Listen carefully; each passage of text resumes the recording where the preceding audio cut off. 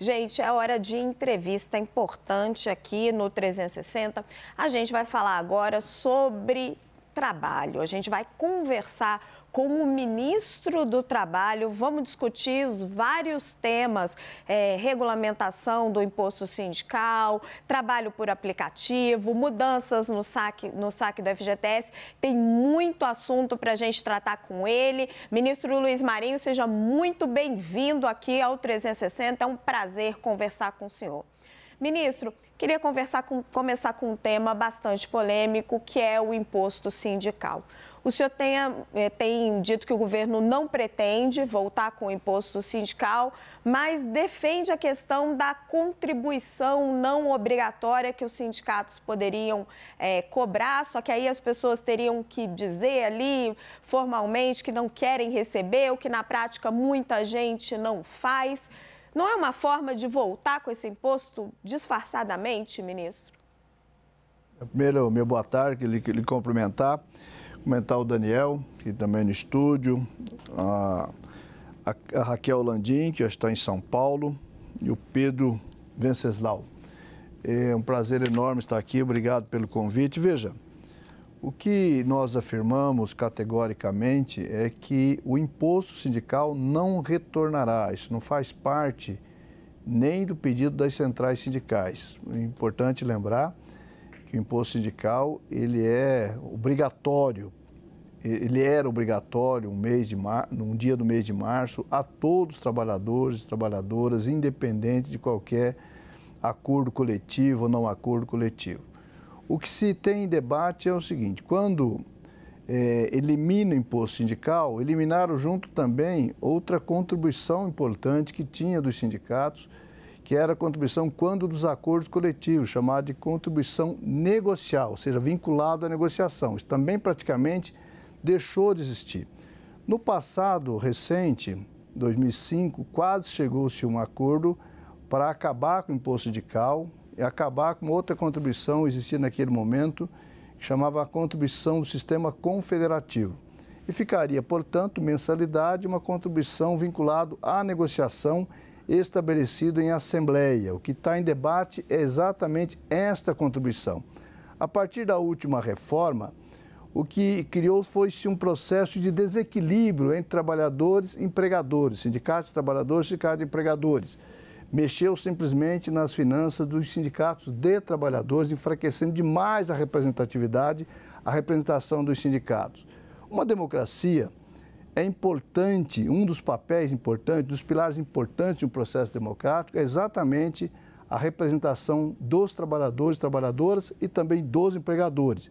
Quando você tem sindicatos altamente representativos das partes, estabelece um processo de negociação permanente, onde as empresas, junto com os seus sindicatos, com os seus trabalhadores, vai resolvendo os problemas na medida que ele surge ali mesmo no local de trabalho, processo organizativo, decidido em assembleia, né, e evitando, inclusive, muitas demandas no judiciário trabalhista, que é uma enormidade de demandas, e isso chama-se ausência de negociação, portanto, ausência de sindicatos representativos. Desculpe o que se busca é corrigir esse desequilíbrio, essa injustiça para com os trabalhadores, somente isso. Desculpe interromper o senhor, mas só para ser um pouco mais objetiva, o senhor pretende enviar a volta dessa contribuição ao Congresso?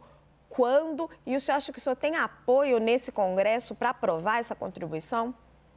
Olha, esse é um processo, primeiro, passará pelo Congresso necessariamente. Não existirá lei sem o Congresso apreciar, aprovar ou rejeitar, ou fazer as mudanças que eventualmente achar necessária, conveniente fazer, enfim, dentro de um processo de representação e de diálogo, que seguramente trabalhadores e empregadores vão travar com as lideranças do Congresso. Existe hoje um processo de conversa e de diálogo junto com as confederações de empregadores e as centrais sindicais. O governo simplesmente coordena esse processo para que eles cheguem a um acordo. As lideranças empresariais têm dito que têm acordo em restabelecer o direito dos sindicatos travar esse processo. O que está em debate é ajustar ali como se daria o chamado direito de oposição de trabalhadores que eventualmente discordam. Eu tenho dito, sinceramente, o seguinte: organização coletiva, as decisões são tomadas de forma coletiva, não cabe decisão individual. Então, um sindicato de trabalhadores, também de empregadores, numa decisão de uma contribuição, é preciso estar assimétrica entre esses dois segmentos de trabalhadores e empregadores. Por exemplo, no caso das empresas, as empresas podem também dizer, eu não quero contribuir com o Sistema S, por exemplo? Evidentemente que não. Isso, por que para os trabalhadores, não, o trabalhador tem o direito e até estimulado a fazer oposição? É para beneficiar o trabalhador, é para enfraquecer a entidade representativa. Esse é o debate que está colocado. Portanto, eu chamo a responsabilidade das lideranças de trabalhadores, de empregadores, dos lideranças de governo, das lideranças dos partidos políticos, do Senado, da Câmara, para essa reflexão. Não é? E diria o seguinte, a decisão, na minha opinião, deveria ser tomada nas assembleias de trabalhadores e na assembleia de empregadores. Eles decidem. E o conjunto decide. O que a maioria decide precisa, portanto, ser encaminhado, portanto, não caberia direito individual e mandar uma cartinha, por exemplo, se recusando a contribuir. Até porque então, que o trabalhador esse trabalhador abriria mão dos benefícios do acordo coletivo, do aumento do salário, das cláusulas sociais, da proteção ao trabalho, da proteção às garantias que o contrato traz? Evidentemente que não. Então, não é legítimo, não é democrático que alguém se recuse a colaborar com essa construção coletiva. Não, perfeito. O senhor está defendendo, então, que o trabalhador não tenha o direito individual de não pagar essa contribuição obrigatória. É polêmico, mas, enfim, o ponto de vista do senhor.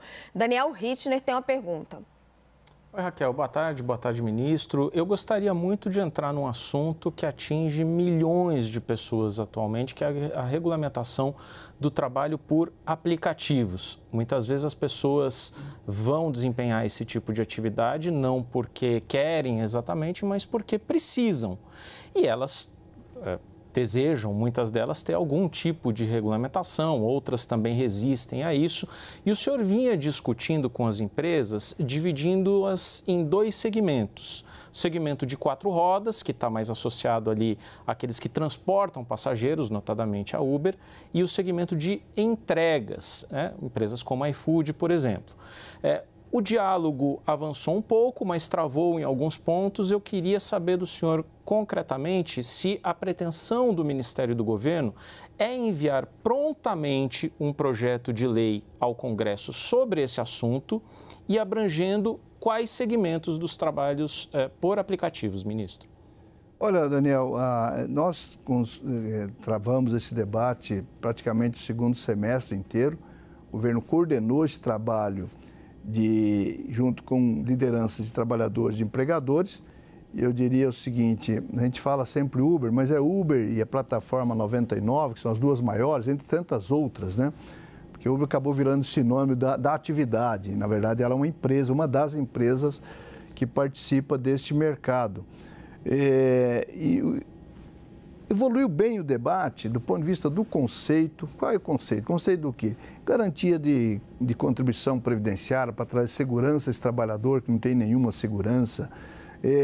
A remuneração, como você calcular o desgaste do automóvel daquele trabalhador, né, do pneu, do combustível, do gasto do celular, enfim, um conjunto de regras para estabelecer a sua remuneração geral, estabelecendo uma jornada mínima, remuneração mínima, enfim, tudo aí evoluiu razoavelmente bem, chegando a um acordo entre essas lideranças. Portanto, a partir daí era simplesmente fazer a redação do acordo e dar a notícia dele. As lideranças vieram até querer que eu noticiasse, desse a notícia, chegamos a um acordo, o acordo é este. Mas aí eu perguntei, a idade serve para essas coisas, né? A gente vai ficando maduro, participando de muitas negociações. Eu já vi muitos acordos feitos, anunciados, depois quase por água abaixo, a hora que você vai escrever o acordo, né? Que você vai botar, onde botar a vírgula e os pontos, eventualmente tem problema. Os advogados, as advogadas vêm lá e, olha, por aqui dá, por aqui não dá, e cria uma dificuldade aí. Falei, então me traga a redação do acordo, que as empresas... Uma das questões colocadas é nós queremos que seja transformado em lei. Bom, se é em lei, nós temos que ver o formato do acordo transformado num formato de lei. Nesta hora, acabou não chegando ao acordo até o dia 31 de dezembro. Nós devemos ter, na próxima semana, mais tardar na outra, uma reunião em definitivo com as empresas, com essas empresas de plataformas, para escrever a redação do acordo. Tem um ponto só que deu problema ali, que é na forma da contribuição previdenciária, os valores acertados, somente a fórmula. E nós vamos fazer essa última tentativa. Tendo acordo, encaminhamos, submetemos o presidente Lula, encaminhamos ao Congresso. Não tendo acordo, o governo tomará a decisão minha decisão é submeter o presidente Lula e encaminhar ao Congresso da mesma forma. Raquel, se você me permite só fazer esse follow-up aqui da resposta do ministro. Claro, Daniel, e depois eu quero chamar o Pedro. Muito rapidamente, o que o ministro está nos dizendo, eu peço a confirmação disso, é que o governo deverá enviar ainda este mês, portanto, um projeto de lei ao Congresso regulamentando o trabalho sobre aplicativos de 4 rodas. E aí não contemplaria os aplicativos de entregas. É isso, ministro? Perfeito. Esse mês ou mês seguinte, né? Tem a tramitação aí que às vezes você prevê que vai tramitar em 20 dias e leva 40. Tem todas as áreas jurídicas do governo que é submetido a cada projeto de lei, cada medida que vai adotar, cada decreto, enfim. Então você tem ali, eventualmente, um processo que pode durar mais do que a gente gostaria. Mas é isso mesmo, Daniel. Isso vale para as plataformas de 4 rodas. Os entregadores não deu acordo nesses conceitos e nesses valores. O que nós temos, portanto, a provocação ainda das plataformas de entregadores, que o iFood seria a principal delas, entre outras, de que ainda nós podemos, durante esse mês de janeiro, conversar sobre isso. Não tendo acordo, nós vamos montar um projeto e submeter ao presidente Lula e também encaminharemos o Congresso com acordo ou sem acordo no caso dos entregadores. Pedro Venceslau tem uma pergunta para o senhor. Ministro, eu queria entender melhor como vai ser a questão da mobilização sindical nas assembleias que vão definir sobre a contribuição ou não. Vai ter um quórum mínimo? Vai poder ter assembleia virtual? Porque a gente vê que o movimento sindical hoje não tem a mesma força política que tinha, por exemplo, como em 1978, com encontros maciços de trabalhadores. E uma das críticas que se faz é essa, da falta de representatividade de alguns sindicatos. E aí essa decisão, às vezes, é tomada por uma minoria, que às vezes também pode não representar toda uma categoria. Olha, Pedro, aí vai depender muito de como ficar a lei, finalmente. Né? Quem vai tomar as últimas decisões ali é o parlamento, não é o ministro. O ministro tem uma opinião e vai encaminhar a depender do acordo entre as lideranças. Eu estou falando o que eu acho. Agora, o acordo final vai ser feito entre as lideranças das confederações de empregadores e das centrais sindicais, que vai balizar o que nós vamos escrever no projeto de lei para submeter ao Congresso. Mas é evidente que já tem categoria, por exemplo, que faz assembleia de forma virtual, onde os trabalhadores podem entrar do seu local de trabalho, da sua residência, do seu local, se tiver de férias, entrar de onde está e participar da assembleia. Tem várias categorias que eu conheço que as assembleias já são assim. Assembleia para deliberar sobre aumento, sobre se tem movimento, se não tem movimento, processo de mobilização, como vai ser o processo de mobilização numa negociação. Então já tem. E tem sindicatos que têm a prática ainda de reunir presencialmente na sede do sindicato, ou na subsede, ou nas portas das empresas, na porta das lojas, nas portas dos bancos, enfim. Você tem as mais diferentes avaliações aí. O que eu acho que seria, e as centrais topam uma forma dessa, é que o direito de oposição é conforme o costume das categorias. As categorias já enfrentam isso há muito tempo, tem esse debate, portanto, tem lá as suas maneiras de executar e de fazer. Evidente que, sim, num processo de mudança e de fortalecimento da negociação coletiva, do processo de representação, cabe muitos ajustes, Pedro. Por exemplo, não cabe falar em mandato que seja superior a 4 anos, por exemplo. Tem que estar limitado a 4 anos de mandato da diretoria. Ou seja, a cada 4 anos tem que ter renovação, no máximo 4 anos tem que ter renovação da direção. Os trabalhadores têm que ter o direito de votar, escolher os seus representantes, poder participar da disputa.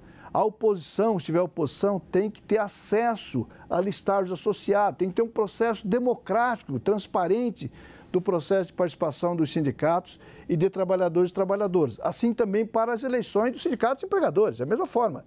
Quando se fala de sindicato, está falando dos dois lados. É necessário trazer um certo equilíbrio entre essas representações. Ministro, como a gente está com o tempo curtinho, eu queria entrar num outro assunto importante com o senhor.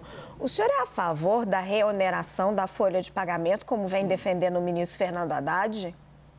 Primeiro, nós temos que olhar como se deu esse processo de desoneração em 2012. Importante lembrar que isso iniciou lá em 2012, o governo Dilma. No governo Dilma, o debate no Conselho de Desenvolvimento, por exemplo, os representantes das centrais sindicais foram contra o encaminhamento daquela maneira que a presidenta Dilma encaminhou e o ministro Guido Mantega, no momento, encaminhou. Contra o quê? Contra, por exemplo, a ausência de debate com os sindicatos, com as centrais sindicais. Não houve esse debate. A garantia de contrapartida por parte das empresas, de manutenção dos empregos. Esses empregos foram mantidos. Esse benefício que a sociedade brasileira está concedendo a algumas empresas, não são todas, alguns segmentos econômicos, não são todos, esse benefício que a sociedade está abrindo mão, ele está correspondendo para valer a geração de empregos?